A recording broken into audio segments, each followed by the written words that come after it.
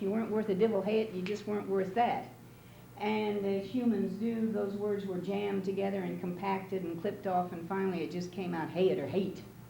But they're not saying she's not worth hating, they just meant she wasn't worth a whit. All right, some of our pronunciation came right from those same Scots. Have you ever heard somebody talk about fishing? And the dishes they had to wash? One lady spent a whole night bragging to me about her antique dishes she had inherited. Okay, that's a Scottish pronunciation that comes from the southwestern corner of Scotland.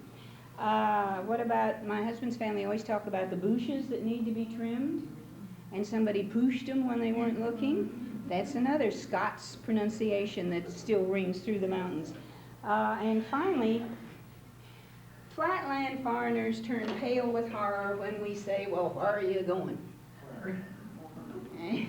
They think we should say where, but the Scots spelled it W-H-A-U-R. How would you pronounce it, do you reckon? Sure, that's where war comes from. Okay. If in school you have from time to time come across poetry that you like, and everything has been going fine, and it rhymes, and the rhythm is just so, and all at once you come to a screeching halt, and your teeth are set on edge because it doesn't rhyme, the teacher has been known to say in my day, oh, yes, it doesn't rhyme, but he was taking poetic license. Well, like fun, he was taking poetic license. Mostly the pronunciation of the word has changed. For instance, do you know Sweet Molly Malone? Anybody that was ever a 4-H'er had to learn about Sweet Molly Malone, who wheeled her wheelbarrow through streets wide and narrow, which was the older, proper way of saying it. As time changed, both wheelbarrow and streets wide and narrow, both of those changed. But how about she died of a fever and no one could save her? She died of a favor and no one could save her. They used to pronounce it favor. And you drank tea out of a cup, and you sailed across the sea in a boat. Lots and lots and lots of words have changed in their pronunciations, and that's why it doesn't seem to rhyme. Let me talk to you for a few minutes. We got time? Yeah, I guess people probably gonna have some questions too. Okay, I was going to... All right, you going? Okay. I've got the time. I'm not sure about you all. There are 3 pronunciations that Appalachians are really criticized for, and not many people use them anymore. Some of them, except older people. Some, everybody uses still, I think. There used to be, in Queen Elizabeth's day, that if a word had an O-I in it, almost everybody pronounced it like in a long I. Honey, that's pison, don't touch it. Pint out to me, who called you that name, and the squirrel heisted up his tail, and so on. In fact, I'm really riled up. You know that one? Really riled up. And I think even standard English speakers use that, but if you're going to be persnickety, it's R-O-I-L, and you ought to be saying I'm really roiled up if you're going to pronounce poison, poison, and all the rest of it. But these were Elizabethan pronunciations. Okay, another one was if a word had an E-R in it, the Elizabethans almost always pronounced it like an A-R. Are you certain sure that's what happened? You make me so nervous when you do that. And the sarvis trees that are blooming all over the counties now, right? Those white, you know what a sarvis is? You all know sarvis trees? Little white blossoms that kind of form a ball, a cluster. They tell me that they got their names, it's spelled S-E-R-V-I-C-E, sarvis. That the reason it got its name was that in earlier days, if somebody died in the winter, you had to bury him, but you couldn't have a proper sarvis and show your respects to the departed until the spring thaw came, when the circuit riders started moving around again, and you could get the kinfolks gathered in, and then you had the sarvis. And about the only thing to decorate the graves with that early was the sarvis tree, which blooms very, very early, and so they called it that. Another one that everybody uses and nobody seems to notice is if it had an E sound, they give it an I sound. Get it for me.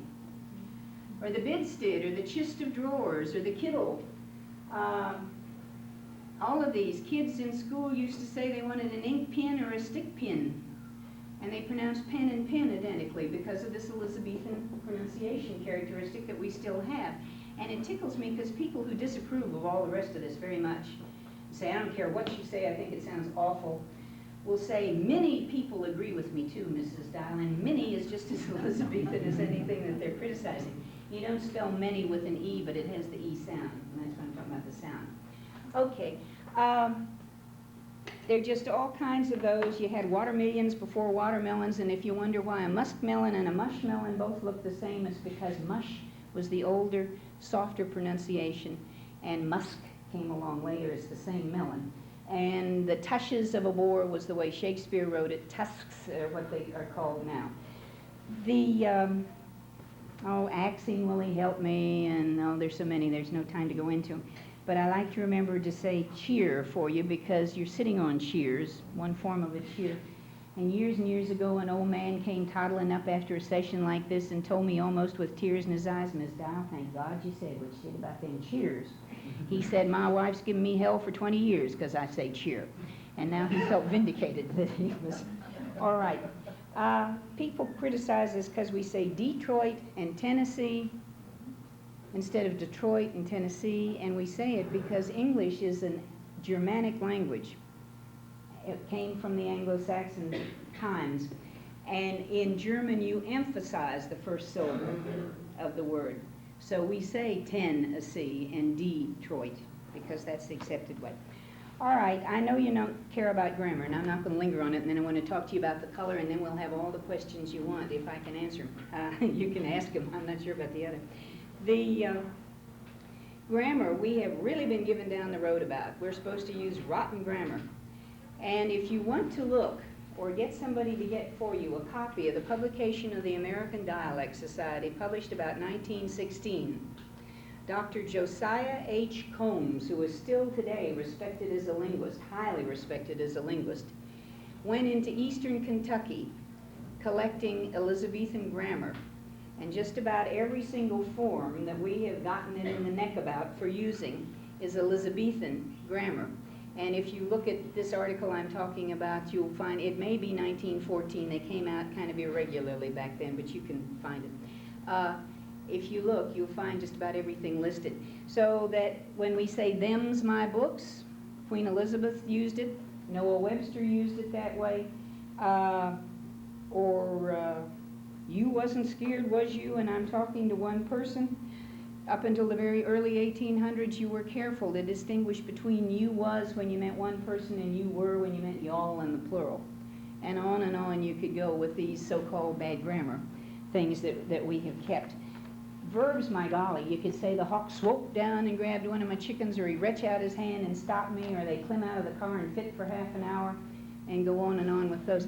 The color of the dialect, aside from its antiquity, is something I think is interesting, and I'd like to talk to you about that just a few minutes. It won't take long. Because I think Appalachian people are the best talkers God ever put on earth, and I'm very sincere in that. I think you all use language with more versatility and more precision. I stand lost in awe of your verbal expression. And this is a language that normally is pretty free and frank. English is a masculine language. Appalachian English has hair on its chest. It's so masculine.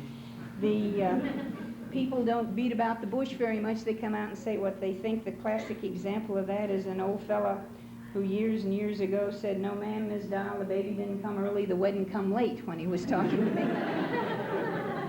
about a new grandbaby he possessed. Folks like that aren't about to be put off with saying, "Isn't it hot?" or "Goodness, it's cold." We'll tell you how hot or how cold. It's hotter than the hinges of Hades out there. Hinges of Hades are reputed to be pretty warm. Or it's blue cold out there, and if you're turning blue, you're getting pretty cold and about to freeze. Two of my favorite cold as ones I can't use in their pure form, but you girls can go home and ask some